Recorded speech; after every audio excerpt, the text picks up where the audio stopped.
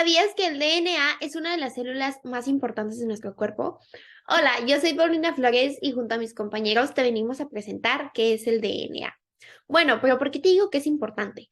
Es importante ya que es la que nos da nuestros rasgos faciales predefinidos por el número de cromosomas y el modo en el que están acomodados.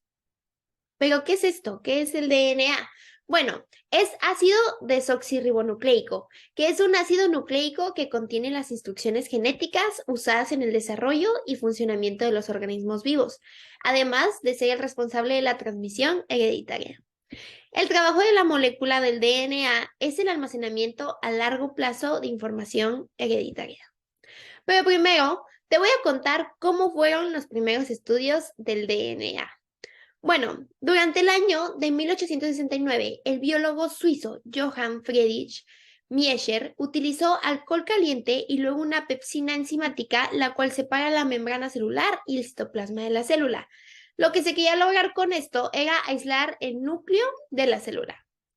Este proceso se llevó a cabo con todos los núcleos de las células obtenidas del pus de vendajes quirúrgicos desechados y del esperma del salmón, sometiéndose a estos materiales y a una fuerza centrífuga para aislar a los núcleos y luego realizó un análisis químico a los núcleos. De esta forma, Miescher identificó a un nuevo grupo de sustancias celulares, a las que los denominó nucleicos. Observó la presencia de fósforo. Después, Richard Altman los identificó como ácidos y les dio el nombre de ácidos nucleicos. En el año de 1914, Robert Fuelgen descubrió un método para revelar el DNA, basado en el colorante fucsina. En el transcurso de los años 20, el bioquímico Levin realizó un análisis de los componentes del DNA y encontró que contenía 4 bases nitrogenadas: citosina y timina, adenina y guanina, azúcares de desoxirribosa y fosfato. También señaló que se encontraban unidas en un orden definido, el cual es fosfato, azúcar, base, formando lo que llamó nucleótido. Lavenne también expuso que los nucleótidos se encontraban unidos por los fosfatos formando el DNA. James Watson y Francis Crick descubrieron que la forma que el DNA al interior de la célula una hélice doble, que le permite replicarse y traspasar información de una generación a otra. Este descubrimiento fue el punto de partida para el estudio del genoma. Desde aquella fecha hasta hoy han pasado 50 años y los avances de la genética han sido enormes. Y bueno, yo les voy a hablar sobre el DNA como información genética. El ADN está formado por nucleótidos. Las proteínas están constituidas por otro tipo de monómeros denominados aminoácidos. Así, en los ribosomas, por cada grupo concreto de 3 nucleótidos, es la secuencia del ARN, se añade un aminoácido concreto a la proteína que se está sintetizando. De esta forma existe un código conocido como el código genético, que es universal para todos los organismos y sirve como una especie de diccionario para el ADN.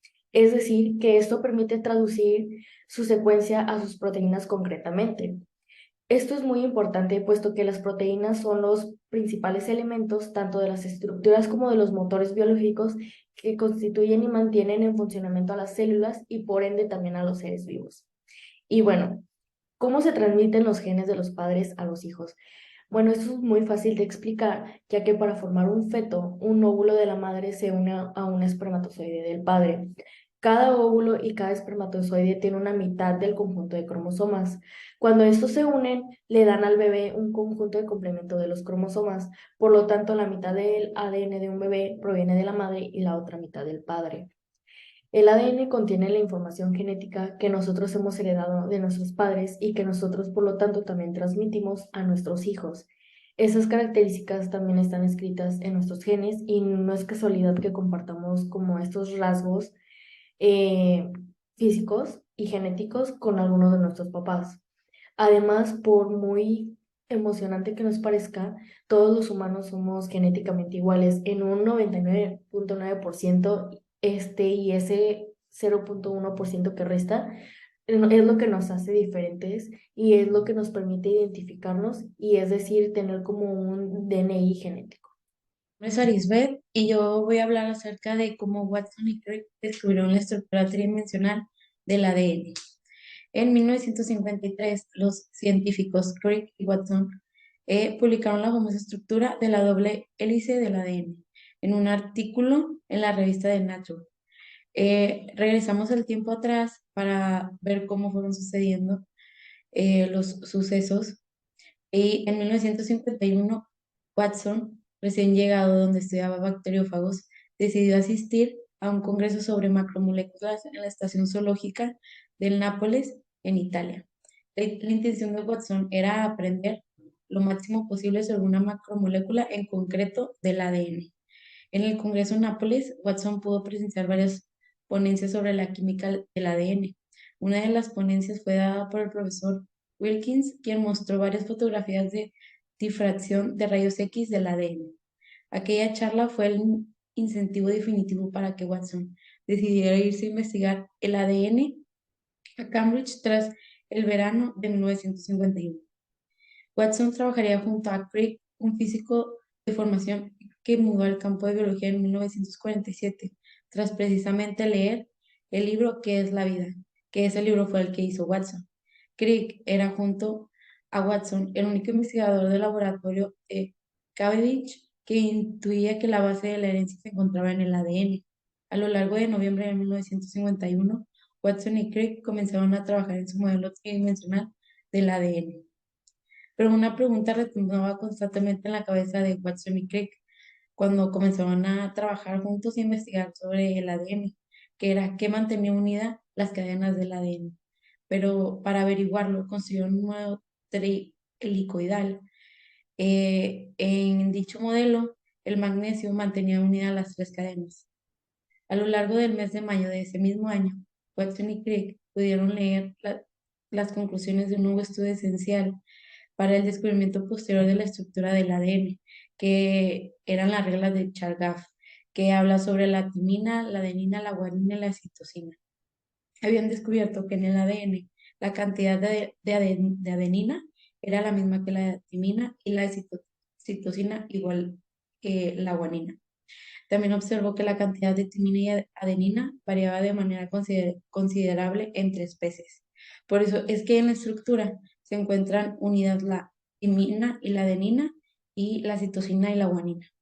En febrero de 1953 llegó un manuscrito de Pauling al Cavendish descubriendo la estructura del ADN.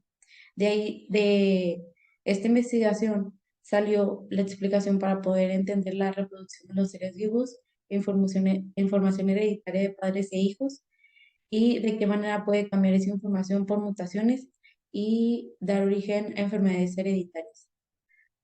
Y cómo participa en la evolución biológica y por qué todos los seres vivos evolucionamos a partir de un ancestro en común. Hola, mi nombre es Abiel y ahorita les estaré explicando sobre la estructura primaria y secundaria del DNA.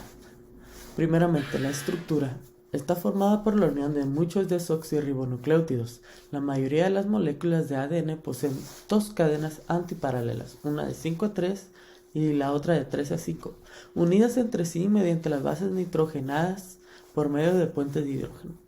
La adenina enlaza con la timina mediante 2 puentes de hidrógeno, mientras que la citosina enlaza con la guanina mediante 3 puntos de hidrógeno.